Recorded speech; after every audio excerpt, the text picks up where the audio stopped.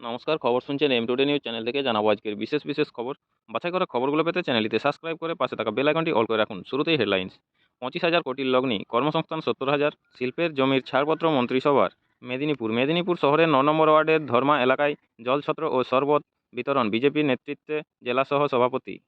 সিন্ধু জল চুক্তি নিয়ে সিদ্ধান্ত পুনর্বিবেচনা করুন, ভারতের কাছে কাতর আর্জি পাকিস্তানের। আজ বৃহস্পতিবার কখন ঝড় বৃষ্টি হতে পারে, আবহাওয়া দপ্তর কী জানালো, বিস্তারিত জানতে আমাদের চ্যানেলের সাথে যুক্ত থাকুন। দেবরা মারতলায় সত্যেশ্বর জিউর মন্দিরে জল ঢালতে লক্ষাধিক ভক্তদের ভিড়, বিধায়কের উদ্যোগে জলদান শিবির খোলা হলো। মণিপুরের চান্ডেলে অসম রাইফেলসের হাতে নিকেশ 10 জঙ্গি, চলন্ত বাসে অগ্নিকাণ্ড, মৃত্যু হলো 2 শিশুসহ 5 জনের। মেদিনীপুর তৃণমূলের নেতারা মিথ্যাবাদী, চোর, তারা রেলের উন্নয়ন আটকাতে চাইছে মেদিনীপুর কটাক্ষ জেলা বিজেপি মুখপাত্রের। বিলে সম্মতি দেওয়ার ক্ষেত্রে সুপ্রিম কোর্ট কী সময়সীমা বেঁধে দিতে পারে? সদ্য সুপ্রিম কোর্টের প্রধান বিচারপতির পদে শপথ নিয়েছেন বি আর গাভাই। তার মধ্যে রাষ্ট্রপতি দ্রৌপদী মুর্মুর একাধিক প্রশ্নবাণ ধেয়ে গিয়েছে তার দিকে।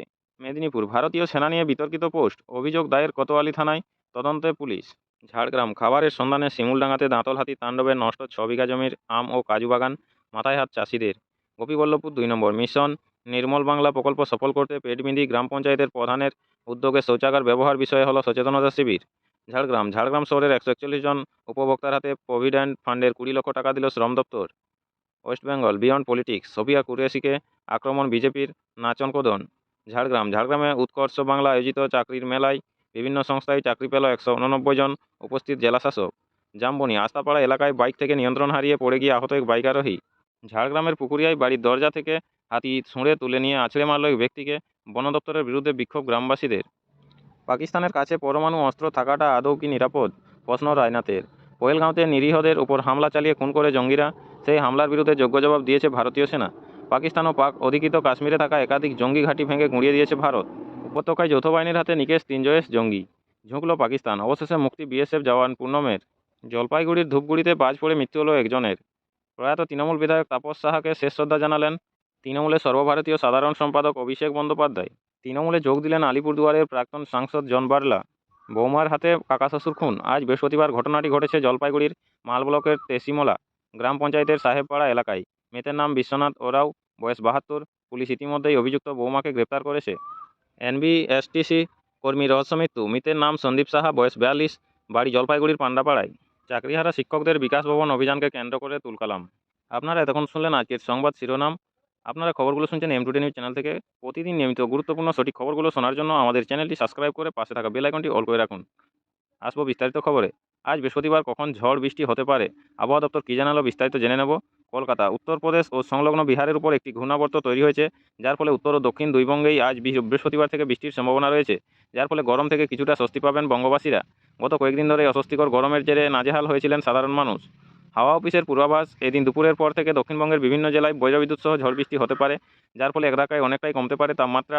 আজ বৃহস্পতিবার সকালে শহরের সর্বনিম্ন তাপমাত্রা ছিল 29.6 ডিগ্রি সেলসিয়াস, যা স্বাভাবিকের থেকে 2.6 ডিগ্রি বেশি। গতকাল বুধবার শহরের সর্বাধিক তাপমাত্রা ছিল 35.3 ডিগ্রি সেলসিয়াস, যা স্বাভাবিকের থেকে 0.5 ডিগ্রি কম।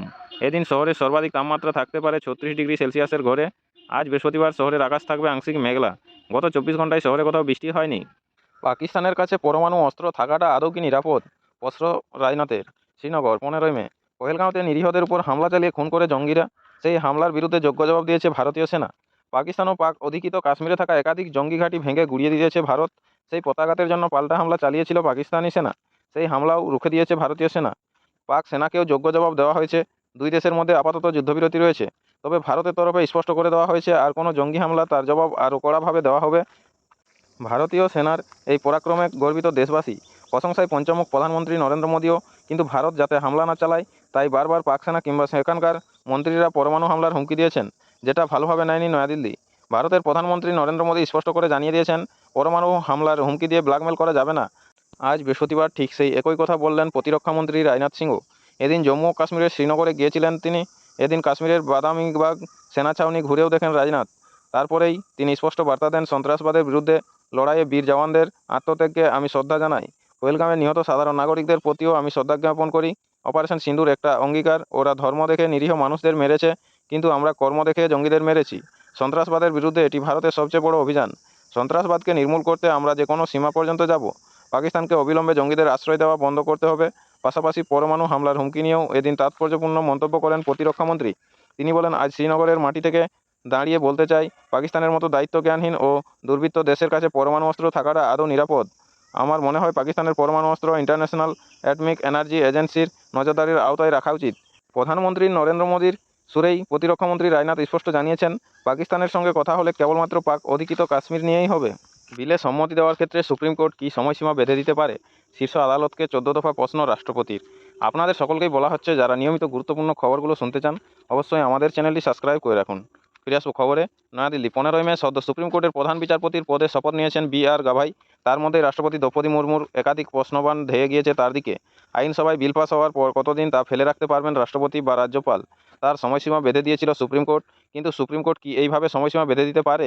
এমনই একাধিক বিষয়ে প্রশ্ন তুলে সুপ্রিম কোর্টকে চিঠি দিলেন রাষ্ট্রপতি দ্রৌপদী মুর্মু। সঙ্গে এই বিষয়ে দ্রুত উত্তরও চেয়েছেন তিনি। আর এই বিষয়কে কেন্দ্র করে শুরু হয়েছে বিতর্ক।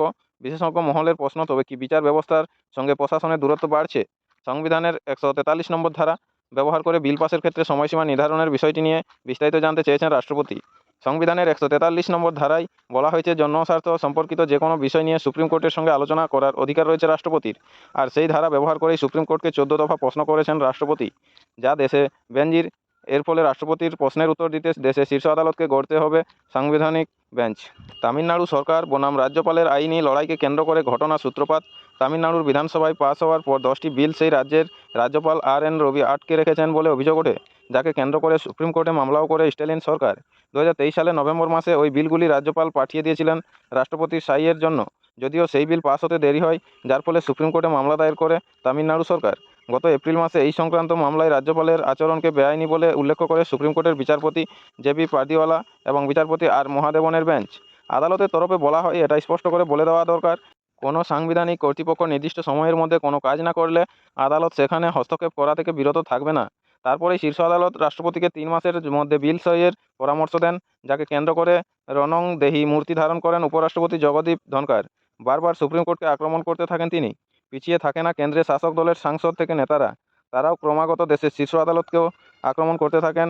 এবার খোদ রাষ্ট্রপতি গোটা বিষয়টি নিয়ে সুপ্রিম কোর্টের কাছ থেকে জবাব চেয়েছেন, যা সাংবিধানিক সংকট বলে মনে করছেন বিশেষজ্ঞরা। রাষ্ট্রপতি দ্রৌপদী মুর্মু শীর্ষ আদালতের কাছে জানতে চেয়েছেন, সুপ্রিম কোর্ট কীভাবে রাষ্ট্রপতি বা রাজ্যপালকে বিল পাসের সময়সীমা বেঁধে দিতে পারে? সুপ্রিম কোর্টের বিশেষ ক্ষমতাকে কি রাজ্যগুলি কেন্দ্রের বিরুদ্ধে ব্যবহার করছে? কোনো রাজ্যপালের সিদ্ধান্তে কি আদৌ বিচার বিভাগ হস্তক্ষেপ করতে পারে? রাজ্যপাল বা রাষ্ট্রপতির ক্ষমতা কি সুপ্রিম রায়ে খর্ব হচ্ছে না? সদ্য সুপ্রিম কোর্টের প্রধান বিচারপতির পদে শপথ নিয়েছেন ভূষণ রামকৃষ্ণ গাভাই। রাষ্ট্রপতি জবাব তলব করায় এবার তাকেই গড়তে হবে ফাঁদ। সদস্যের সাংবিধানিক বেঞ্চ।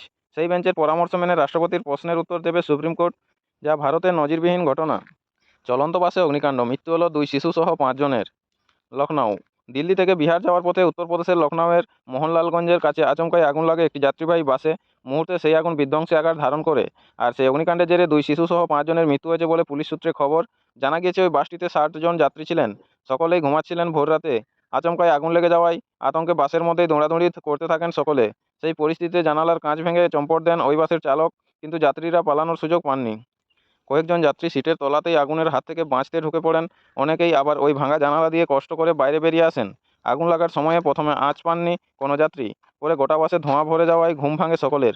তখনই আতঙ্কিত হয়ে পড়েন যাত্রীরা। খবর পেয়ে ঘটনাস্থলে পৌঁছায় পুলিশ। কয়েকজনকে সুরক্ষিত অবস্থায় উদ্ধারও করা হয়। তবে দমকল আসার আগেই গোটা বাসটি পুড়ে ছাই হয়ে যায়। সূত্রের খবর, ওই বাসের ধোঁয়া প্রায় 1 কিলোমিটার দূর থেকে দেখা যাচ্ছিল।